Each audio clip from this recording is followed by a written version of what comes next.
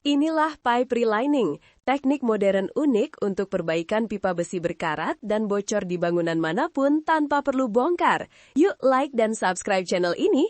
Mula-mula, alat khusus membersihkan karat dan kotoran di dalam pipa. Resin epoksi tebal disiapkan, lalu diaplikasikan pada tabung felt dari fiberglass atau polyester. Bladder tube dimasukkan ke tabung felt ini, dan seluruh unit ditempatkan ke pipa rusak. Kompresor memompa udara ke bladder, merekatkan tabung felt ke dinding dalam pipa. Setelah sekitar 2 jam, bladder tube dilepas. Hasilnya adalah lapisan kuat baru di dalam pipa, bahkan lebih tahan lama dari PVC. Bagaimana menurutmu tentang inovasi perbaikan pipa tanpa bongkar ini? Sampaikan pendapatmu di komentar.